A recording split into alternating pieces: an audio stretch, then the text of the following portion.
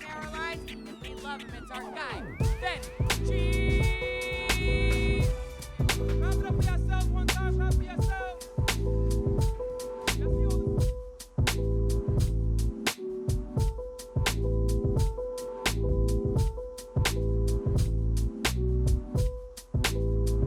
Welcome. We're back at the Fen Friends podcast, and boy, do we have a friend for you. This man, not only he's been doing comedy since he was like 14 years old, he started from 2007. This man is actually a young OG, I would say. A young OG.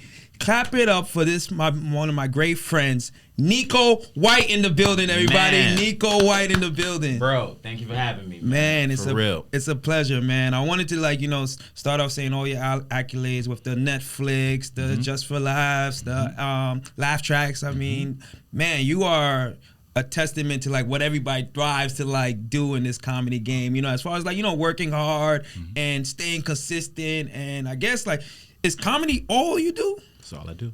Since stand up is all I do. That is that's the occupation. You know what I'm saying? So for most of my day, I'm either going through jokes, thinking about jokes, writing jokes, trying to schedule places, where I can tell some jokes. Or you never had a regular job? I never had a standard job. No, I've been doing this. Has been the whole thing since I started. Wow. So you pretty much seen a lot of evolution in this game of comedy. How, for instance, in basketball, how Steph Curry now is how he changed the game of basketball by shooting threes from half court. Yeah. From when you started at 14 to now, what was that change that you see in the comedy game? Oh man, okay. So if we talking about the stand-up thing itself, the stand-up comedian itself has so many more jobs than what it had when I first started. When I first started, we were responsible for what we did on stage, how we treated people in the meantime. You know what I mean? Meaning co-workers, people that worked in our community, whether it was bookers, talent coordinators, whatever. But it was more of that stuff, to whereas now we have so many jobs. We're running our own social media. We're social media management. We're production managers. We're really all our own production companies. And then considering we all have social media, we're all almost running our own television channels. Yeah, true. So I definitely didn't see all of that when I first started. It was very much, okay, it was kind of since it started in 2007, it was kind of the time right when everything was starting to shift, right? Because you got that time between 2007 and 2012, and then that next shift between 2015 to 2020, I feel like it flipped twice. So in one way it flipped, it was back then, you would do certain things it was almost a formula. You do the late night set, you do the Comedy Central Presents, you do the whatever, and everything rolls. That's almost like in basketball, they were giving the big man the ball. Right. Yeah, all right. But it was almost something that you could look at, you could track it. Okay, you do a small set first, then you do a bigger set than that, then you do a bigger set than that, then you get the special, blah, blah, blah. Even holding material, how material is released. Yeah. Back when I was first starting, it was one of those things of you didn't release material until it was ready. Yeah. True. True, if you were walking around with a camera all the time, people would think something was wrong with you. You recording every show? What's going on with this guy? To whereas now, it's almost you're harvesting clips, you're farming for them. And is there a fear that your jokes can get stolen, or oh, they heard this joke, now I can't go out of town and do the joke because they just seen it posted, or what does that causes now for the comic? I don't know what it causes for the comic. I know for me, it was one of those things of again, you're battling your training, right? So we're all, what's the word I'm looking for? We're predisposed to what we've experienced, right? True. So I come from the school of you didn't release material until it was ready. I didn't even put out my first YouTube video for about 4 years, right? So I'll put out a joke when I think it's a joke. The one thing that I did struggle with was, doing the joke after the fact. Because I'm one of those. Yeah. After I do something and put it out, I'm all right, I'm done. But I'm noticing now that a lot of people don't care as much about that. As long as they come to see you and they get to get like mostly brand new, then you good. I'm fortunate in that like I was always big on having new stuff. So if I shared something, I shared it because I can part with it. Yeah, I see a lot of like the older comics. They're like, they get a little like washed out from this wave just because they're not willing to do the adapting, or like it's either adapt or die. You know, they're not willing to do the reels. They're not willing to understand TikTok or Instagram and stuff like that. And I think it's big for our you know, comedy culture, just as far as growth and developing a fan base, like you said. How do you feel about all those platforms? I'm with all of it. I feel like all of it is necessary, and I think that it's hard to really grade because some things work for some people and some things don't. We got to remember that algorithms is exactly what it sounds like. It's a rhythm. You have to match the certain beat, right? So some people might not be able to capture the algorithm immediately. Some people might not be able to capture it at all, and then you have that point where people can only fail at something so much, you know what I mean, before they lose the drive to keep doing it, right? So you'll have comedians that are good at that. You'll have some people that aren't. Then you got the people that are in the middle. Most people are in the middle. You're trying to catch the algorithm, do all your hashtags right. So I think that's more. It's just one of those things where it's like it's a part of it. I feel like the people that work on the industry side of our business should realize that they're there to cut between all that. Yeah, like they're there to find the quality in the people that do stuff like that, and also the people who don't do stuff like that, because everybody's not going to excel at doing that. So depending on who you're talking to, or not even who you're talking to, depending on who you're dealing with, the results may vary. And it's funny, like seeing you like on stage and everything. It's a testament to what you're saying, because I do see you do all of those stuff like on your page and Instagram and everything like that.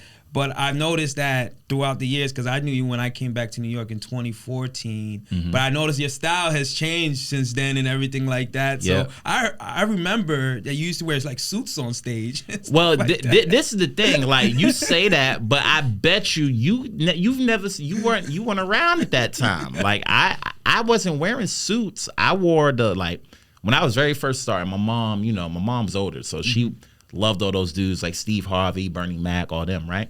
So those are the comedians I seen in the house all the time. So when it came to dressing, one time my dad broke up, those are the people that I had to look at. So it's like, oh, that's cool. They dress cool. So when it was time to do the big shows early on, I'm talking about, I'm like 15, 16.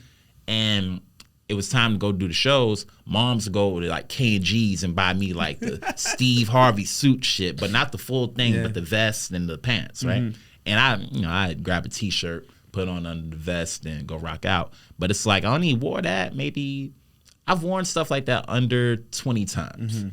So if you caught me between that time, then you got to see it. How was it like? This is fascinating. Like, how was it being like a kid in these like comedy clubs with grown folks and everything like that at the time? It was everything, dog. Like it was fun. It was nerve wracking. It was not fun sometimes. It really all depended on the day. Like you got to understand, I'm from Harlem, right? So I'm from Harlem and I went to school in the Bronx. I started in school. So now I started in what I consider to be the hardest place to start, because I'm going up in front of a whole bunch of kids in the Bronx, day one of school, and they don't care. They don't have any reason to even listen to me, right? True. So the fact that the first time I ever tried comedy and it worked, well, that built my confidence. And then I was able to do it.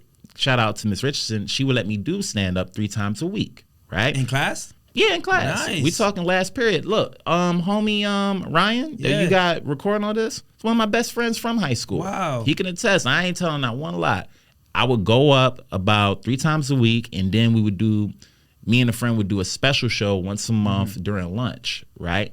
That was since 9th grade. I did that for the first September, October, November, December, January, February, March, April, right? So it was those shows, talent shows. I would go to other schools and all that. You remind me of like the anime, like One Piece. I don't know. Like you knew your purpose, your passion, and you just stuck with it. Like that's I'm gonna be king of the comics. That's crazy to me, man. though. Like so when everybody's playing basketball or going to party, like no, I'm doing stand-up. I was going to shows. Yeah. And mom got to bring. She was on board. She was like Where was she? Like, she's like, I don't think my parents really knew what I was doing for the first 2 years. Like, all they knew is that I was doing something, and I knew I was telling them what it was. Like, yo, I'm going down to the comedy club. Sure, you believe it, right? But like, do you really? Because I was never that kid. I was never the class clown. I was never the if you let my parents tell it, they wouldn't even think I talked that much in school. When I got to school, I wasn't disruptive in class. I didn't want nobody calling the house or nothing like that. But when it was me and my friends, all I did was talk shit. Yeah. I love to talk shit. One of my favorite things to do, if you're a friend of mine, sit back, however we chill, talk some shit. Yeah. So, and I come from a family of people that are really funny. You know what I'm saying? My mom is a great storyteller. My dad is a great exaggerator. You know what I'm saying? My brother has a real big, infectious laugh. Well, we all do. All those things carry, you know, they carry on. So I have all of those traits. And I'll just say, but you know, to be able to mix them in, be able to use them for this. I really believe that on how you say, like, you just like to sit back and relax and how cool you are, because I remember coming in, watching you at the comic strip, and everybody was like, yo, you heard about Neko White? You heard about Neko White? And I see this kid sitting down playing Yu-Gi-Oh cards before your set and just sipping tea, and I'm like, I've never seen somebody so cool before they're about to perform. Like, you gotta understand, I'm nervous, you know, I'm worried about getting passed, and you're like, yo, just sit down, you in? You know, I'm like, but that level of comfort made everybody else feel more comfortable and made everybody kind of like lessen their guard out. So I don't know if you know that's a great strength of yours to like put everybody at ease, but it's really dope. Well, that makes me happy. I'm glad to be a part of that. But it's you know, you treat people the way you want to be treated. And I know for me, like, I never want to make anybody, especially another comedian, and more especially a younger comedian, feel any uncomfortability if I can avoid it. You know what I mean? Because I remember what it was like to be that person, right? And to what you had asked earlier about performing around the adults, it was like, the thing about performing around the adults back then and even now with some people that are like way older than me, ain't none of y'all older than my mom. You know what I'm saying? So it's like, I'm talking, there was some people that were talking to me and it was hard for me to listen to them because it's like, yo, you're only 40. You get what I mean? Like, you're almost around my brother's age. You get what I'm saying? Of like, it didn't register me. Yeah, you're older, but it's like, my grandma is 80. You know what I mean? The people I'm seeing every day, what you calling older, it ain't all that old to me. You know. You what, 30? Nobody that I respect would listen to you, 30-year-old. You get what I mean? Yeah, no, I get it. So that part was like, the ones that would try to like sun you or be like you had to listen to them. That always turned me off because I never. There's no blueprint. You can't tell me how to be, or not even that. Just more of like, how are you this grown in this way?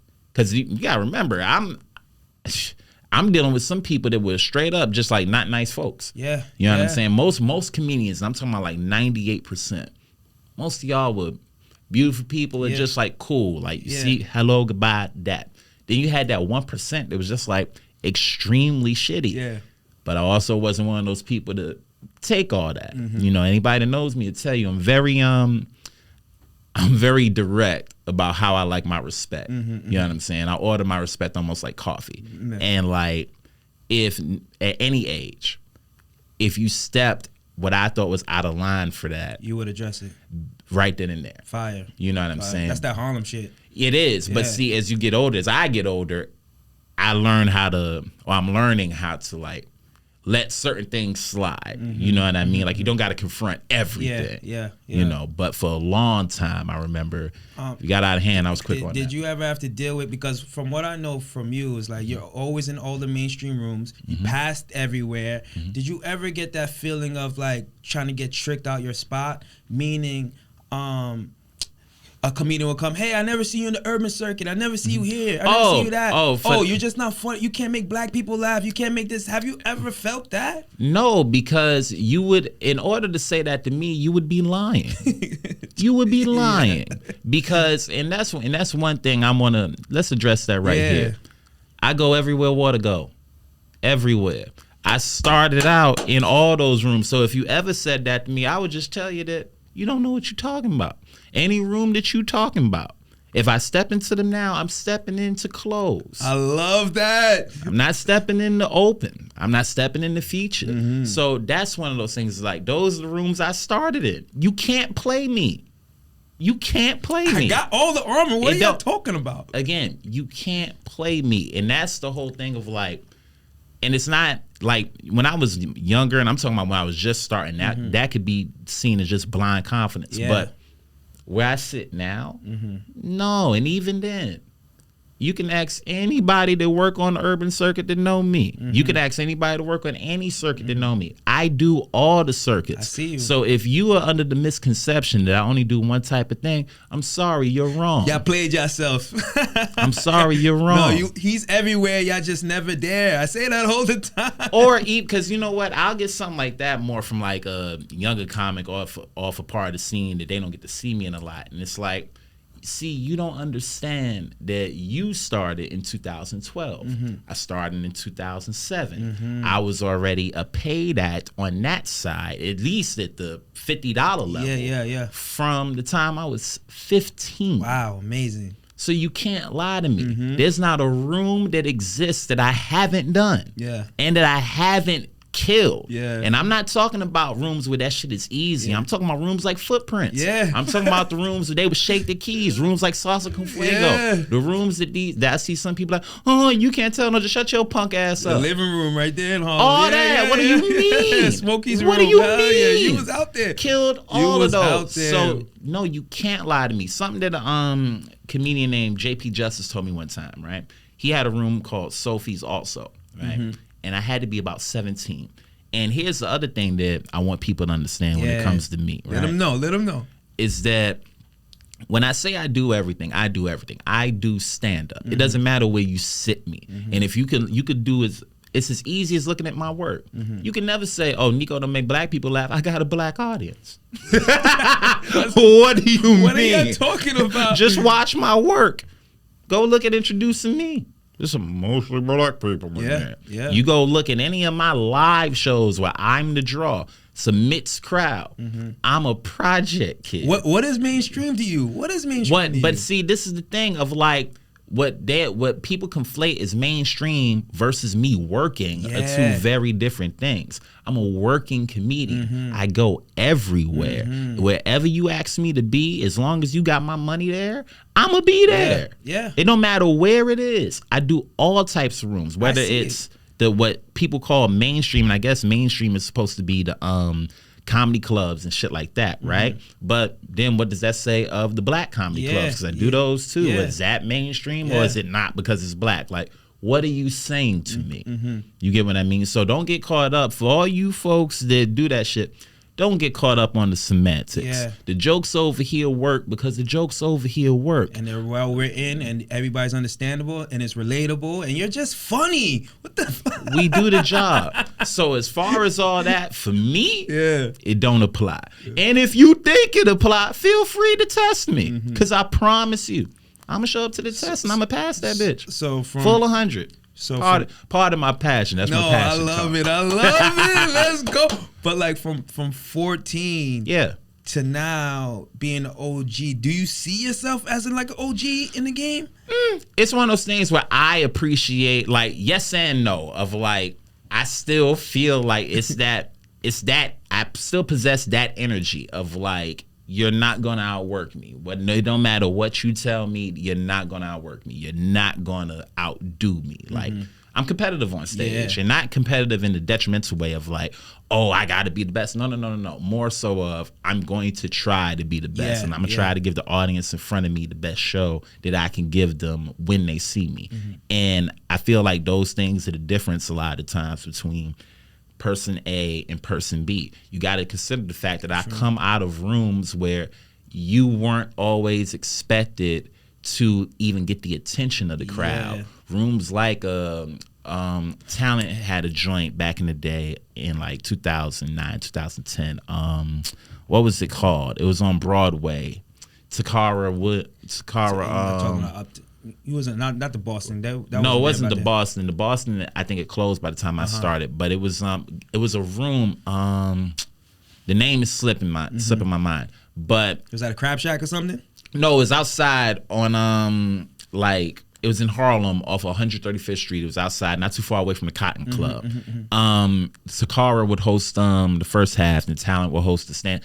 Takara would host the karaoke, then Talent would host the comedy stand-up part. show, right? Yeah. So now every room that I did was a room where it was almost like an ambush show, right? The people don't They're necessarily know. eating food. They don't know what's going on. Right. So you had to learn how to grab attention. You had to learn how to keep attention. Those were all things that I learned very early, right? So to be in any room now, it's like that doesn't bother me. It doesn't matter the crowd size. I'm used to doing a room as big as a couple thousand to a room as small as one person.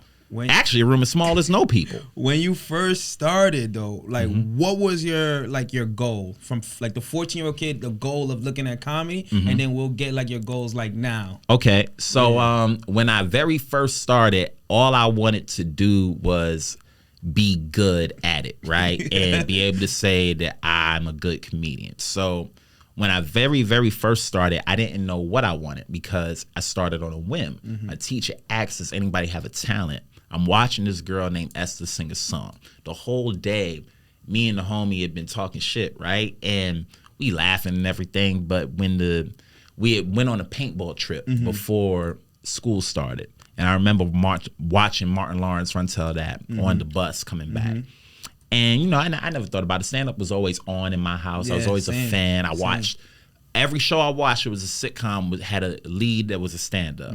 I would watch stand-up videos. I probably played Cat Williams shit until I had Pimp Chronicles Part 1. Yeah, because see, I didn't have cable, so you know how it was back then. You had DVDs, so we ain't have cable. One of our neighbors was moving, and they had this big ass bag like this big that was all bootlegs, right? So they gave us the bootlegs. So I remember I was going through the shits and I was taking out everything that was like a cartoon, porn, and stand-up, right? So I took out all the porn was in there. Oh, come on, man. I'm a grown-ass man. Hey, it is what it is. So I'm taking all those out, right? And I remember just watching those over, like the stand-up especially, just over and over and over and over and over again, right? To the point that the CDs will have scratches in them. I watched them so much. And, you know, it just so happened to go that way. So then when that day in school happens and I go up, all I know is that I don't know what's about to happen. But it's about to go. Something about to happen. I don't know what it's going to be, but something's about to happen. Then I go up and I do the first joint, and the first joint was about the school safety officers. There's just something that me and the homie Rodney were talking about before, like earlier in that day, and it worked. And we talking about, I wasn't in front of nothing but 8 people. This is the last period of the first day, and they laughed. Then I hit the second one. Oh shit, they laughing hard. I don't know how to write, nothing. I'm just doing this natural, however I tell stories. And it's like, okay, all right. And then if you know me, all of this actually makes sense. I was as young as, I was one of those babies. I talked before I could walk, right? So I used to be a mimic. Whatever you would say around me, I'd run and tell it back, right? So my granddad, back when he was alive, passed away when I was 3. But I used to recant my day to him almost word for word. And I can remember even now sitting on, being in my walker, him sitting on the edge of his bed, feeding the birds out the window and shit. And I'm telling him whatever story and him laughing. Hilarious. Right? So whatever that was, whatever that relationship is, I've always held that. I've always held that in high regard, right? So even my family, you gotta think like that's like Jay-Z when he says he don't write. You like a superhero, a comic superhero. Hey man, that's fire. If anybody thinks so, I'll take it. I'm just Neko. But it's one of those where it's like whatever that way of interacting with people, I've always appreciated. Then you go to you see me in elementary school, like I'm not, especially then, I was a super shy kid. You know what I'm saying? Like, a lot of people thought I was from down south. They used to bug me. You know what I mean? My family was. I've always lived in the city. So, like, I didn't rush to talk to people all the time. So, when I started making friends and stuff like that, like, I was really good at cutting ass and all that. So, like, I was one of those people that people would come get to come like snap on other people, Yeah. and motherfuckers would be shocked. Be like, him?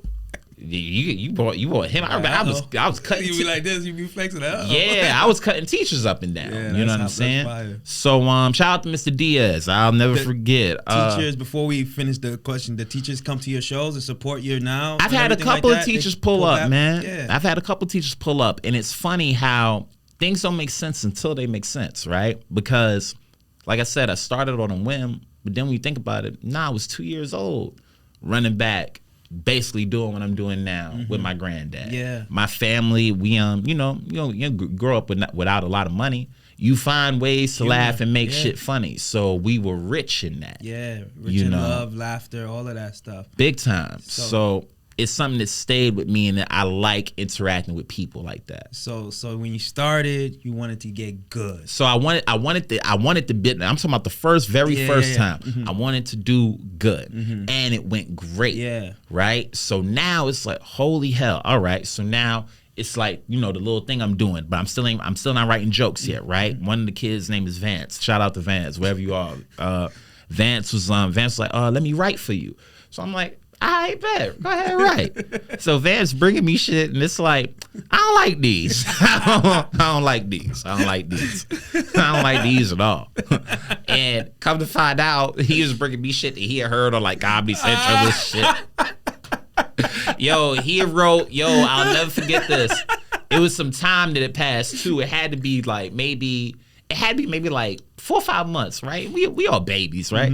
So I remember I'm watching the Flavor Flav roast that came on one of my friend's TVs, right? Because like I said, I have cable. So I'm watching the Flavor Flav roast, and I'm hearing the jokes that I seen Vance put on a piece of paper for me. Now, mind you, I ain't never get to do those. But I'm like, yo, nah.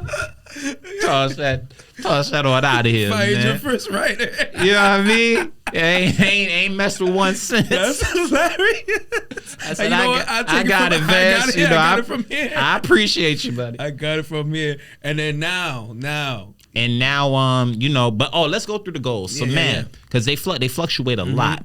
So we talking about, because I'm 16 years in, right? And when I started, it was to be good. Then after that, it was like, okay, now to be real. Real being as like, let me actually do some comedy. So we talking about within 6 months. It was like, okay, I'm going to I haven't done it professionally. Let me go do it professionally. And if I do it right, then I'll retire, right? So my teacher, shout out to her again, Ms. Richardson, was like, have you gone to an open mic night? I didn't even know what that was. See, I was under the impression that every comedian that I saw went to college, and that's why they did what they did. And I never wanted to go to college. My big brother was in college, and I saw how long he was in college before finding what he wanted to do. Yeah. And I thought that I couldn't go through that. I didn't want that, And when Ms. Richardson asked what she asked, I didn't have internet at the house. So I was like, okay, I'm gonna go find the open mic night, right? So I go, and there was a Children's Aid Society around the corner from me. This had to be a Monday. So I go, I look up open mics in New York City for comedy. Bad Slava's list pops up. I don't know if that's still a thing, but I think so. I think they still have it. Word up. Yeah. So I look it up. It's a list of all like the open mics in the city. So I go, and I see two. I see High Comedy Club has one tomorrow on Tuesday, and then Stand Up New York is 79th Street. That's close to here. So that's on Friday. So the next day, I go to High Comedy Club, and I go on stage. I'm like number 23. HP is hosting. And, up until that point, I hadn't bombed, right? So I'm watching these people go up, and they're not getting laughs. I'm the only one laughing. I'm a great audience member. I always have been, And I'm like, damn, it's not going too well for them, but oh well, they ain't gonna go like that for me. I don't care. I don't care. It's not even confidence. Like I don't care because it's not as much confidence. And I want people to understand this. It's not as much confidence. What can I prove to myself, right? I know for a fact that I do this. And I know for a fact that I've done it and have made people enjoy it. So I'm not going to worry about the fact that whoever that person isn't doing the thing. Yeah. They're not me. So it wasn't Love as that. much as like, oh, I'm so dope. No, I'm not you. Yeah. And whatever love you that. do is what you do. I But love I'm gonna that. do what I do. That's fire. So when I do go up, I'm bombing, right? And I had never had that before, but I'm still getting through everything, but it's tanking, right? So the closing joke I had at the time was about my cousin who came over and he would eat every damn thing. So I went to do that and it got, I got one of those. I was like, all right, it'll never be that bad again. Then, boom, here we are. I'm out every day. Nice. I'm out every day. I'm Nice. doing 3 or 4. So now it goes from that to be able to, okay, let me get, all right, if I got 3 minutes, let me get 10. Yeah. If I got 10, let me get 15. Let me Yeah. get 20. Let me get so on and so forth. And I've always been good at developing time. I got to the point where I bought a speaker at the house, right? And I connected it to a microphone and I would not record, but like I would perform the jokes to get the rhythm down in my room. Nice. You know, so I always wanted to be as good as I can be when it came to the jokes and the performance, right? So now from then it's like, okay, now let me get past some comedy clubs. Okay, now let me learn how to headline. Now let me figure out what my prices are. Now let me figure out how I increase my price. Yeah. Now let me learn the prices around the city and what we're getting paid so I could charge in relation to that for where I think I fall in the talent pool in regards to that. Then, all right, now let me get some merchandise. Now let me sell some merchandise. Let me get the website. Let me do all that. So now it's always been an upward trajectory because everything was brand spanking new. You know what I'm saying? Every experience was a new experience. So now when we get to here, and it's like, well, what's the goals now?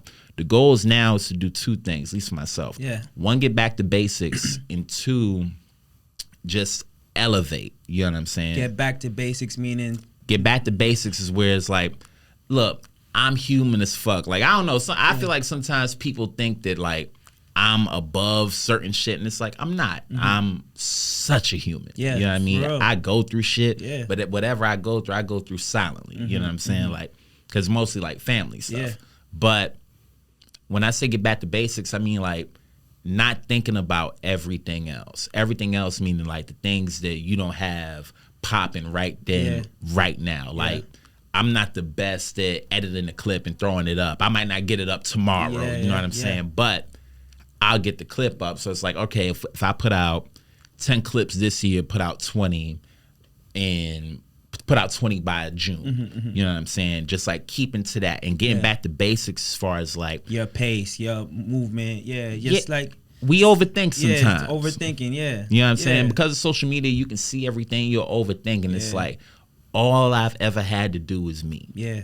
And when I say get back to basics, I just like to work in a space where I feel like I'm going at firing on all cylinders. So getting my merch back together, like I like having it together. Having my, you know, after the pandemic, it was like a year and a half that I didn't go on the road really at all.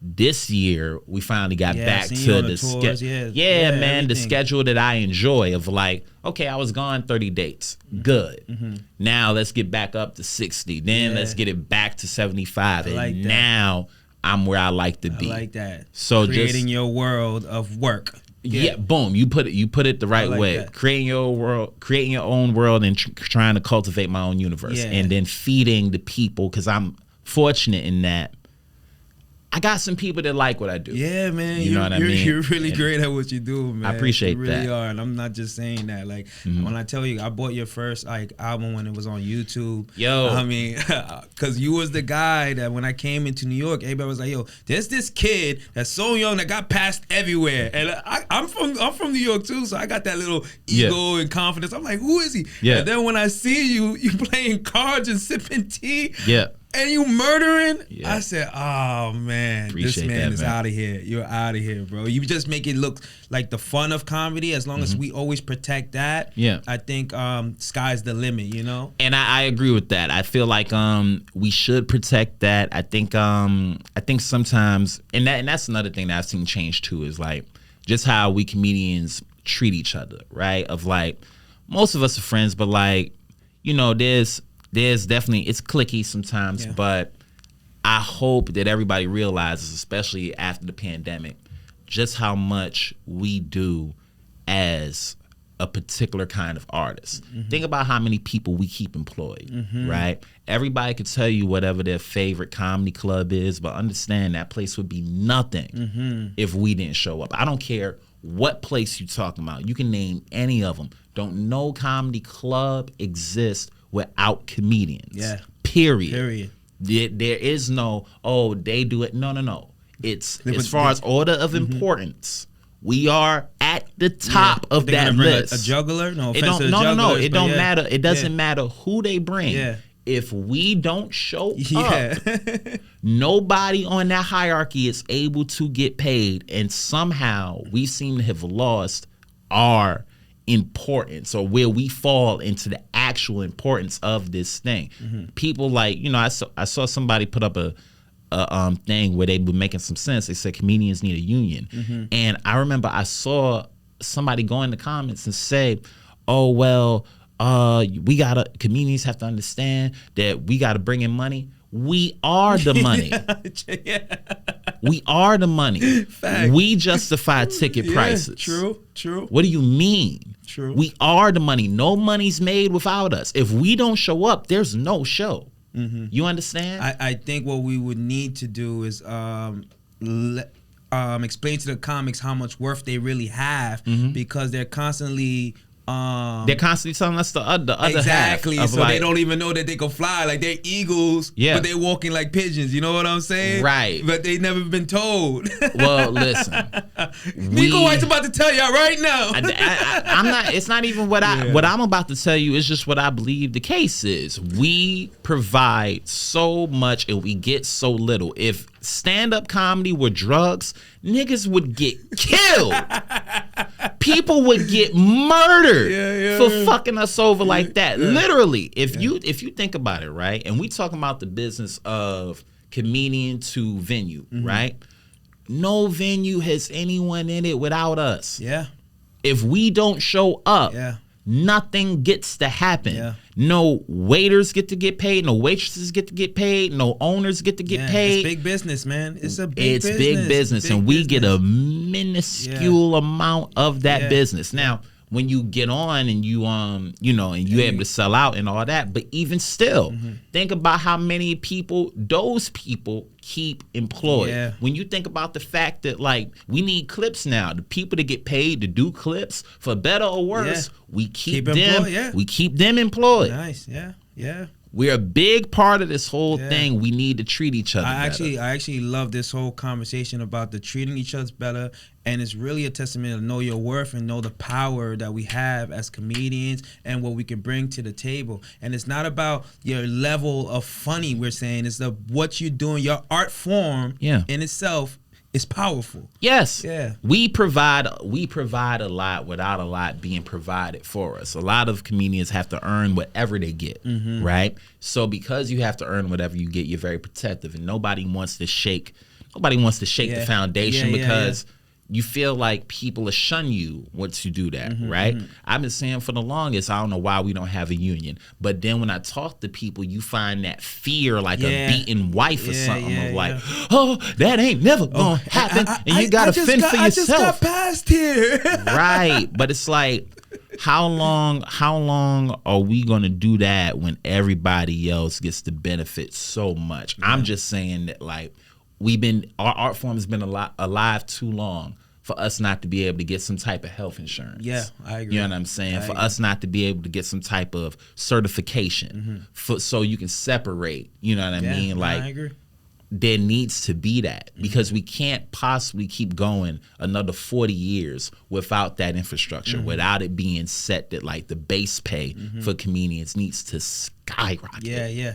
It needs to skyrocket. When you realize, if you know the data, I met Sinbad once, and Sinbad was telling me how we making less money than they did back then for MC spots and shit like that. You get what I mean? Yeah. So, like, when you learn it like that, and then you live through something like the pandemic where you got to see everything be nothing, but we still created. Yeah. We still thrived. We still showed up. Everything still shows. We kept brands open. Half capacity, still wanted, We kept brands open. And again, that us doing that then It's a gets to testament. justify whatever ticket price those places get to charge. Yeah. And that's not to mention what we all do for ourselves and what we all did for ourselves in that time. So I hope more than anything that comedians will finally understand that we are, again, if this were drugs, I love that. If this were cocaine, we're the cocoa leaf, we're the cocaine,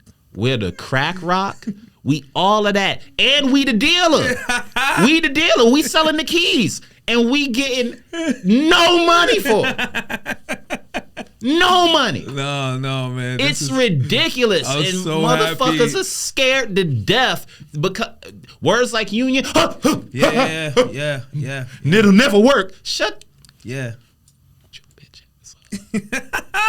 I love this honest and open Neko White in the Fen and Friends podcast. So amazing. I can't stand it, bro. Of like, again, there's only so many of us, and at a certain point, like, cause look, don't get me wrong, we all going for the top to not have to deal with anything, under that. Yeah. But you got to remember, things stay alive because of the middle. Yeah. You know what I'm saying? So we have to protect the middle. Mm-hmm.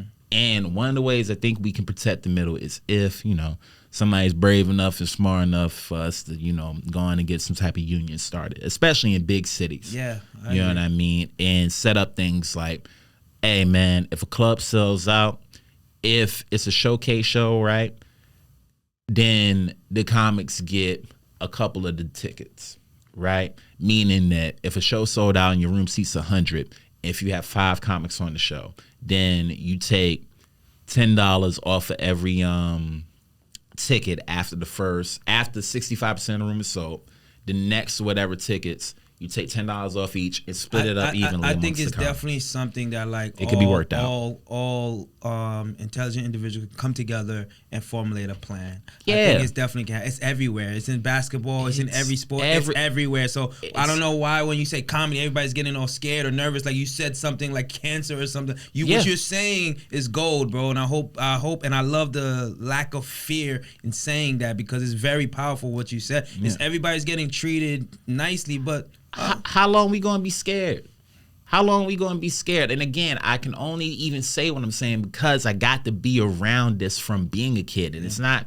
I ain't no spoiled act. You know what I'm saying? Of like, I earned everything. I earn everything. So for the people that earn everything and get to see, imagine being able to see comedians that were maybe 4 times older than me that had been in some places for so long and been kicked out of those places for something as simple as a disagreement. You should be able to have a union rep or somebody go in and be like, yo, okay, you don't agree with the motherfucker for this, but they shouldn't have to lose X, Y, and Z because y'all had an argument. Yeah. They tell jokes. Y'all don't got to be friends. You get what I'm saying? There should be somebody that you can go talk to as a representative of yours. Go like, yo, can you handle this X, Y, and Z? Neko White for union president, everybody. I was class president once, but I was too. But word, hell yeah, that makes sense. But of like more so.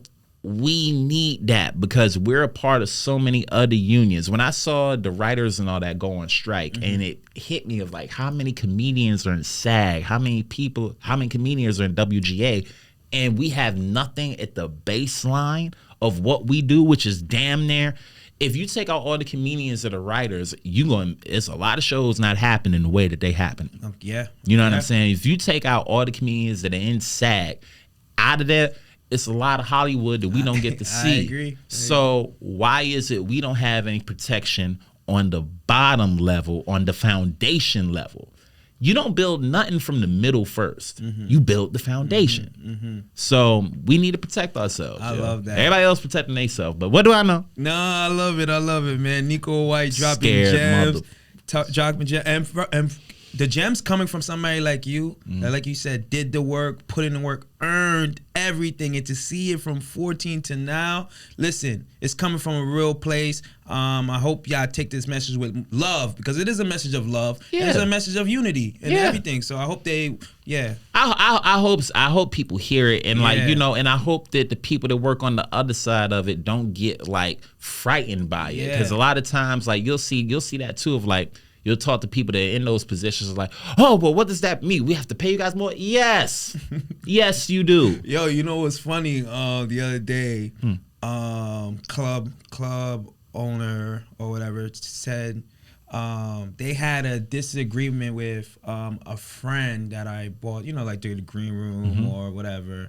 And because of that, we're gonna do less spots. When you saying that, no, there should be union rep or something like that for one incident to just be able to take something that you earned. Why are you losing? And see, this then becomes my question. Yeah.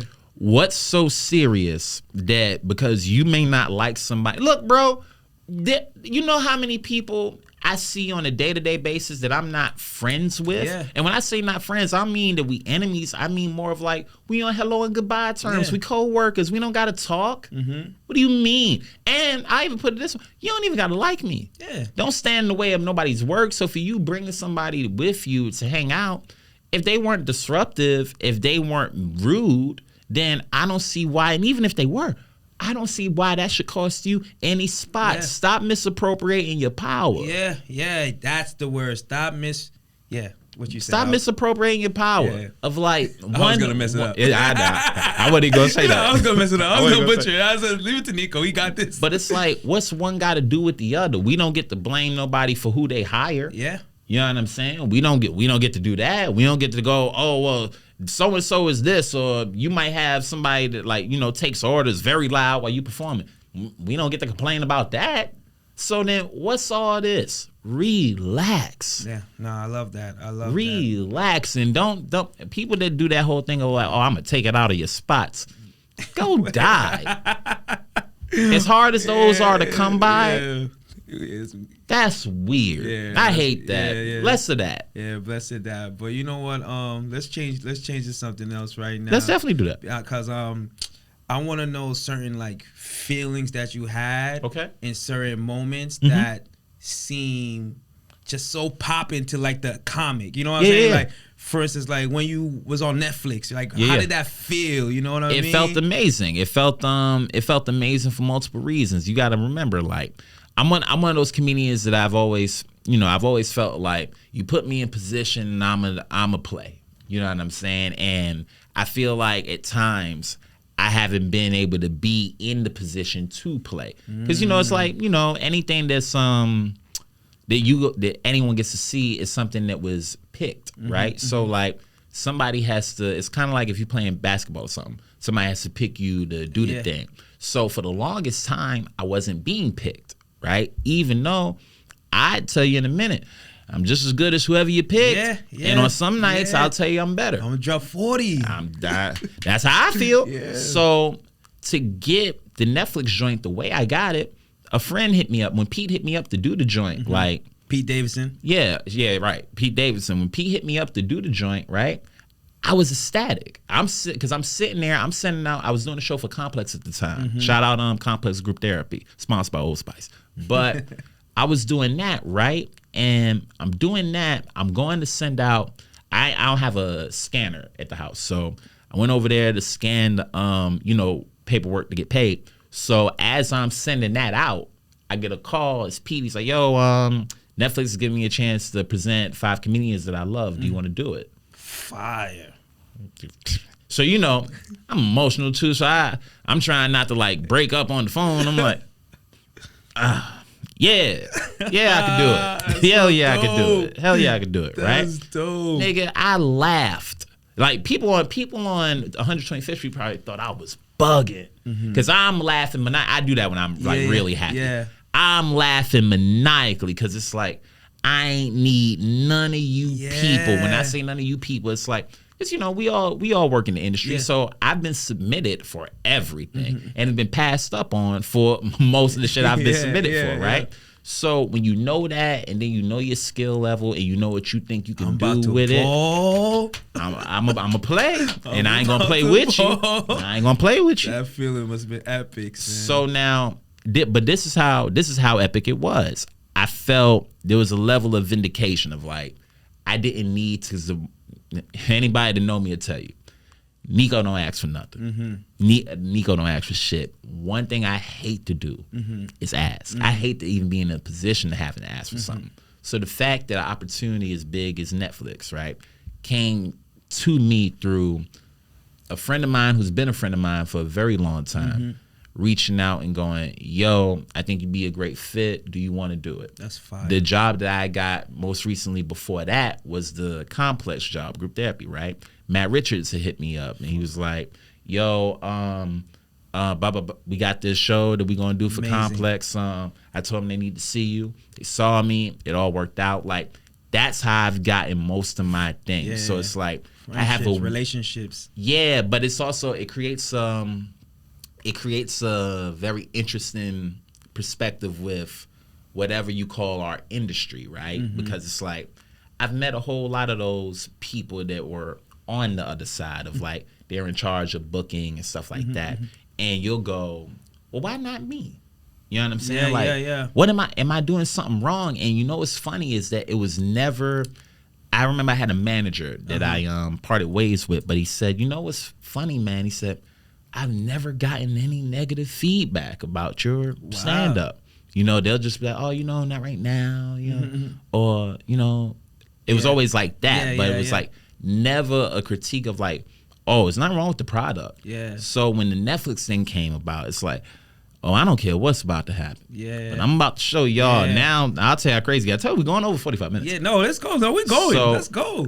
I remember when we first got it, right? So I met Pete years ago doing the Little Rascals of Comedy, right? So it was like 5 or 6 of us on that joint. Me, Matt Richards, Nick Alexander, Jordan Rock, Chill Williams, let's see, Pete and Shantae Wayans. It was 7, right?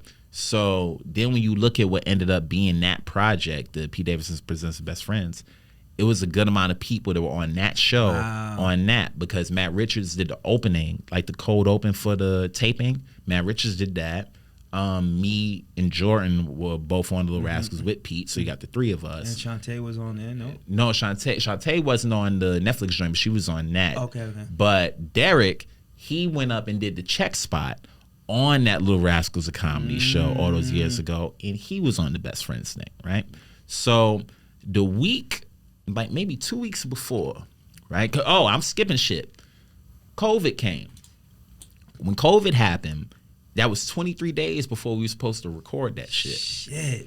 So you got to think about it, man. That was the first time I ever had anything where it's like, I've never not been in control, right? And comedy was the one thing that's like, oh, well, can't nothing touch this because nothing touches this. Meaning, usually, no matter what's going on with everything else, comedy's all the way over here, don't nobody pay it no attention. And that's probably why we have to deal with what we have to deal with and why we don't have unions and stuff like that, because we all the way over here. Yeah. So when they was like, oh, it's half capacity things, I'm like, oh, well, that ain't going to affect us, you know.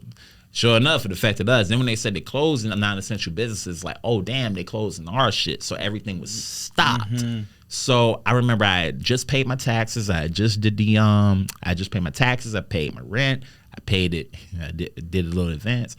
So then, so now on my makeup week for the paper, they cancel everything, right? Then maybe 6 days after that, they canceled the Netflix joint. And I'm like, oh man, did you tell people first, or you was gonna wait till it pop up? Well, it already released. It came out because they dropped the article saying that the thing was gonna happen. So COVID hit within like 14 days of that. So I'd already announced that people was going crazy. I already had the set written. I had the set written. I had the outfit ready. We lit. Oh, we lit. Oh, man. So it's like, then that happened. And you talk about a full reshaping of my like mentality towards everything, of like, it damn near made me numb, because like, me and comedy in a relationship, if y'all don't know, like, me and wifey been good for a long time. Yeah. So when wifey gone, I'm like, this don't feel right. This don't feel right. I'm in the house 30 days. I ain't never been off for more than before COVID, I had never been off longer than I was only out a week because I was sick. Hustler, son. I had never been off stage 7 days in a row. So now I'm off stage for 30. Yeah. Oh, I could tell. That was crazy. Yeah, disgusting. I never want to go through that again. That's fire. So like, then creating that time, and then something beautiful came out of that. Dark Out. Dark Out's the for those of you that don't know, Dark Out is the special I did in 2020. Mm-hmm. That's right? on YouTube. That's the joint on YouTube. Mm-hmm. So Dark Out came about because we couldn't do any shows, right? At least not like live and in person or whatever. And we were supposed to do the Netflix joint 2020, my 13th anniversary or my 14th anniversary. No, my 13th anniversary was coming up. And that's September 14th. So I hit up somebody, I was like, yo, on the 14th, we're going to film something, right? We went down to a music studio out in Long Island City. Shout out to Scott from New York Comedy Club. But we go out there and we shoot it. There's no audience, right? And I just did my act. I couldn't write it to save my life. I could not get the jokes down. And it's one of those things where we went to the studio and we set up the mic and I just started going, right? And it worked. And believe it or not, working out like that was something I used to do when I was like really young. Like when Laugh Lounge wouldn't have a show, I would stay there on Mondays because just perform. And after the open mic, I do the open mic. I do the 5 o'clock, then I do the 7 o'clock open mics, and then I would do the later show.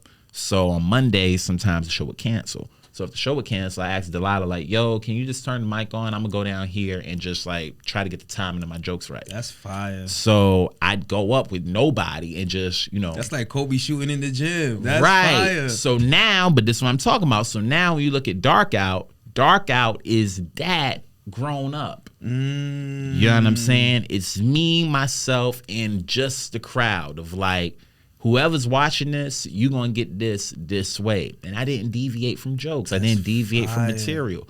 And for people that are like, well, because folks are complimenting my social commentary, but it's like, no, that's just how I comedy. That's how I do my thing of like, some of the things that you think are serious, I don't. Okay. And even if you think it's serious, I like talking about the serious shit along with the funny shit. And the storytelling, I think, in the last couple of years is, it's like your pacing too. with your storytelling is like you embrace the silence so well, and you're not. You know how comics when they first kind of start, and still not like some still do. It's like we want the laugh so bad, and we just want that pop. But it's like, nah, take them on that journey. Like you would walk and talk, and then bow, and you know the payoff is gonna come. You don't have to prove that you're funny. You know what I'm saying? Right. You know you're funny already. But that comes from all the nights of like not knowing when that pop was gonna come in, and then realizing of how do you like doing it? I like taking you on a roller coaster of, we're going to go up, we're going to come here, we're going to go back up, we're going to go here. Like, I want you to go up and down because all my favorite comics do that. Yeah, same. So, and then there's certain things I just appreciate in a set. Like, I love a good callback. Yeah. You know what I'm saying? I love a good wraparound. Yeah. I love a good story. I love a good point. So I try to put all that stuff in, and I like heart in my stand-up. You like to say something, like you're saying something, Yeah, whatever you feel like you can say. So back to the Netflix joint, right? So I remember when we first got it, I was like, I really, really, really want to go first on this joint.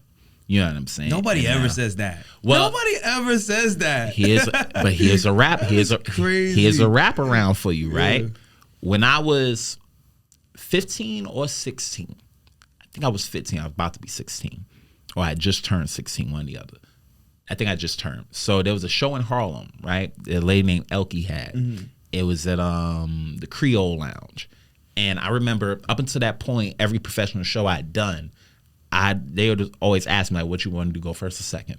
I'd always pick second just because it'd give me a chance to, like, read the room a little bit. Read the room, maybe, piggyback or something that was said earlier or what, but, like, I felt like I can get an advantage somehow. It'll give me a way to at least have something to say when I open up, right?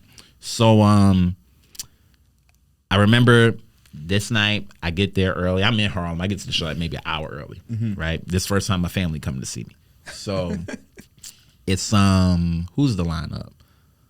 Crack Baby Delator. Your memory is insane. Yeah, man. Crack Baby Delator. I think I was second. Some lady, then somebody else, then Dawn B or Dawn Boatman. And she was the closer. She was really, really great. She killed that shit. And that was one of those sets that where it's like, I'm mad I don't have that DVD anymore. Like, Elkie, if you ever see this, I want that DVD. Get the DVD. I want that DVD reprinted if you still had that footage. But So you went second. It was a great night. And Dawn B was friends with Donnell Rollins. So Donnell had the show at the Laugh Lounge called Mashup Mondays. So I didn't have cable, so I didn't watch the Chappelle show. But I knew of Ashley Larry because I would watch my god brother Sean. When I would go to his house, they had you remember all those on-demand channels? Yeah. Like Music Choice, all that. So they had Showtime or HBO, whatever channel Bad Boys of Comedy came on. They had that on demand. So I'd watched it, and I'd watched Donnell's set on Bad Boys of Comedy. So I knew who he was, but I didn't know the name Ashley Larry. So I go down to Laugh Lounge on Monday. I do the open mic. Then I stayed for the show, for Donnell's show. I walk over, I say hello to him before Don B introduced me just because I recognized him. And he was cool. And then it's time for the show to start. So now, when it's time for the show to start, he comes over, he goes, all right, I'm gonna bring you up first, son. Now, remember, up until that point, I was always given a choice of when I wanted to go up. So I said, nah, I usually don't go up first. So he said, oh, you don't want to go up first? Cold as hell, he said, all right, holler at me, ready to be a comedian. He turned, he walked off. What? Right? No, but this is why it's great. Yeah. Right? So now, that happens, right? God is good. Nobody else wanted to go first, right? So he's like, shit, I don't know who I'm bringing up first. Don B was like, Neko gonna go first. He said, nigga to say he don't want to go up first.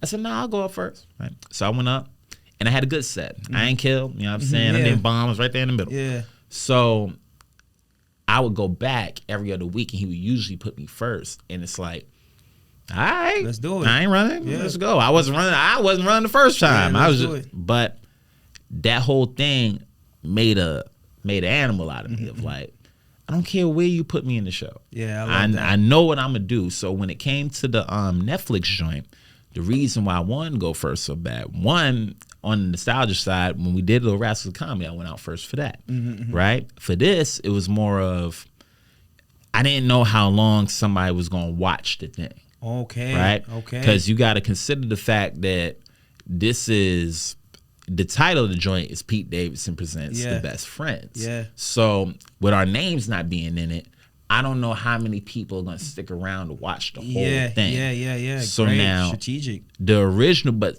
Peep Game, I don't have no power in none of that. Yeah. So I was saying to myself, I want to go first for this, right? Lo and behold, when we get there, I wasn't scheduled to go first, right?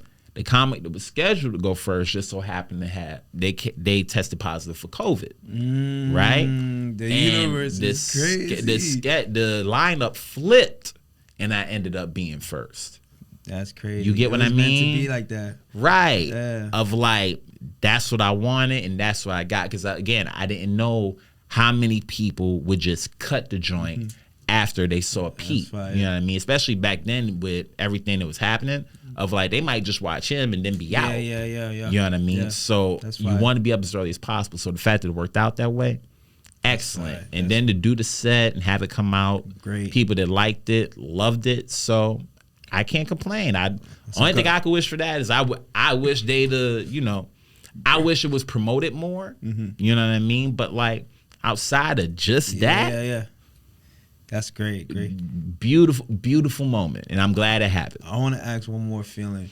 What was that feeling? Because every comic's dream or like goal, one of their higher goals is to like get past at the Comedy Cellar, right? Or like, what was that like for you when you first got past? It was an experience because it's like, so the Comedy Cellar was my last spot in the city to get past that, right? So you got to think, I got past there in 2019, and the whole story behind it is crazy because for the longest time, I wanted to get into the Comedy Cellar and could not for the life of me get a recommendation for the life of me. And now it was odd because, I know everybody. Yeah, started at 14. Right?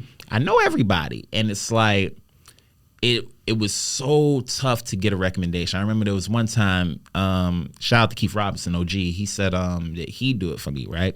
So he told me that he would do it on, he said like Friday he'd talk to her, blah, blah, blah.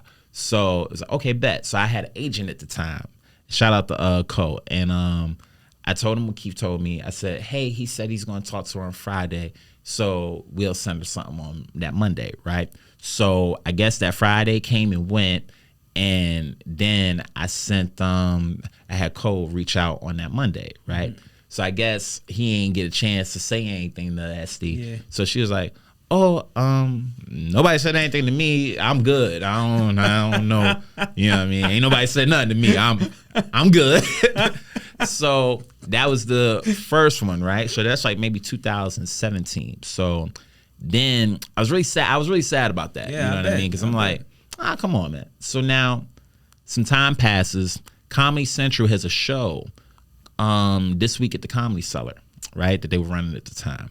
And one of the guys that worked over at Comedy Central, he liked me. He's a fan of mine. So he was like, have you auditioned for the Cellar yet? And I was like, no. And he thought that was crazy. He's like, how?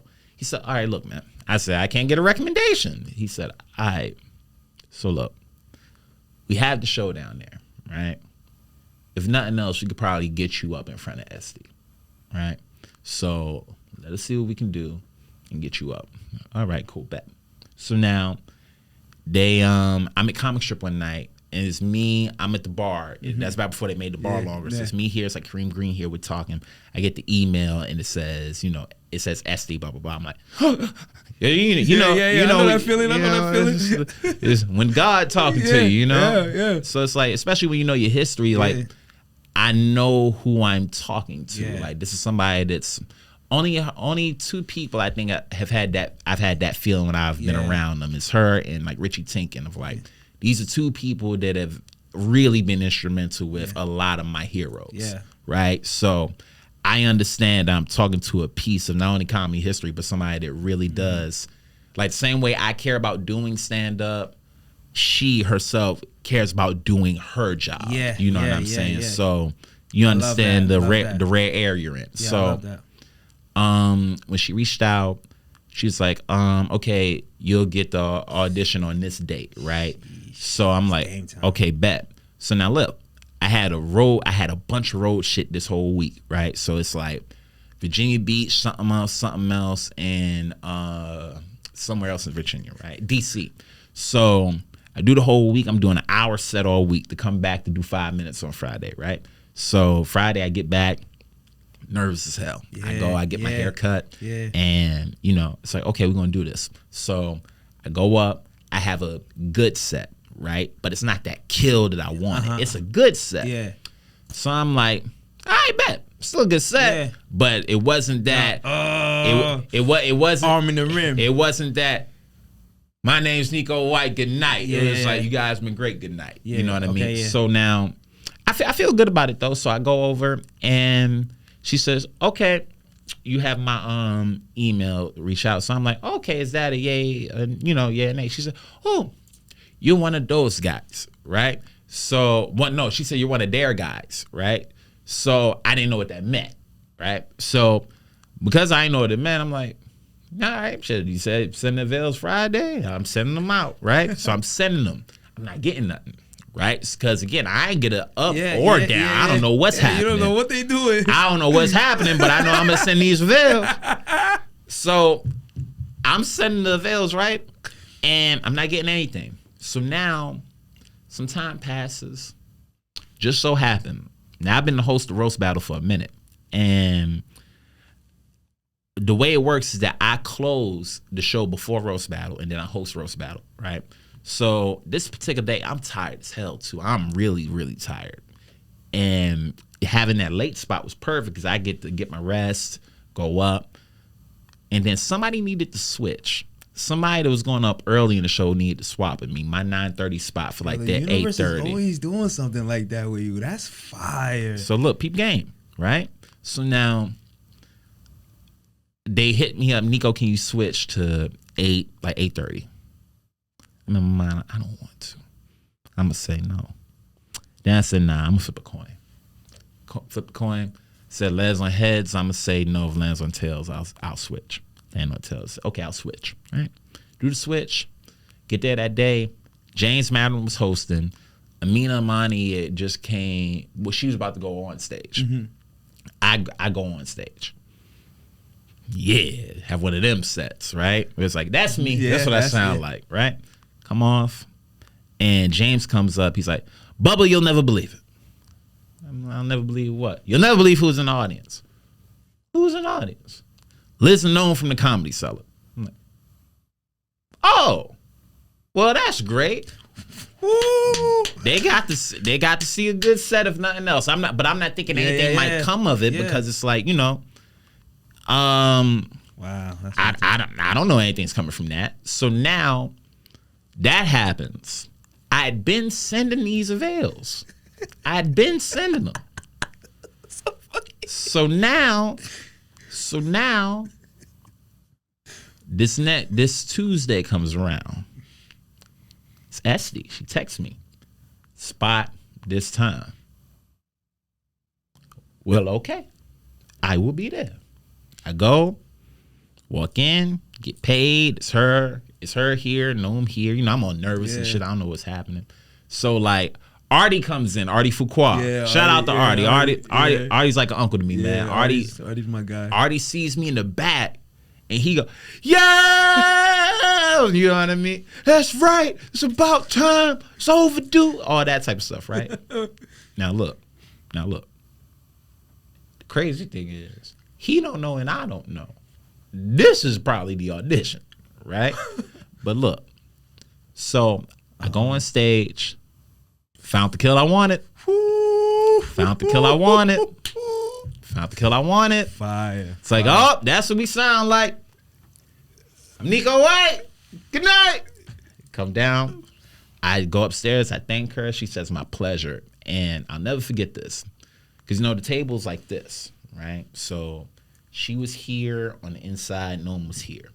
And he goes, hey, I saw you at New York Comedy Club the other week, and you were terrific. Get something to eat, you know what I'm saying, and have a good night. Been working there ever since. And for whatever it's worth, consider what I said to you earlier. I don't like asking people for nothing. I couldn't get a recommendation. You still really didn't. But this is my point. And this is why I'm getting at, and this is why that story means so much to me. And I'm really appreciative of the whole thing.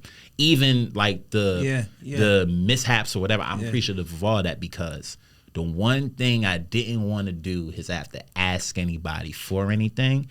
And shout out to all the people that weren't willing to do it, because of that and how it ended up working out, I didn't have to do what I didn't want to do. Wow. And I got to get something that we all would like to have through the merits of just hard work. Hey, being you. It worked out. That's fire. You know what I'm saying? All the things they tell you about, you never know who'll be in the audience. You really never know. That's a good sleep. Cause like, when you get home. That's man. That's one of those. That's one of those ones where it's like, for better or worse, I'm gonna cry. I don't know if I'm gonna cry, but it was definitely one of those where it was like, yeah. Like if and when my headshot goes up on that wall, then I'll shed a tear. Yeah. But like stuff like that hits me all the time. Yeah. My face got up on the comic strip wall. You couldn't tell me shit. Yeah. Oh, you couldn't tell me nothing. All right, we're about to wrap up the Fen Friends podcast. But before we wrap up, I have a few segments that I like to ask my guests when they're here. Sure. One of the segments is we call it Who Has to Pay.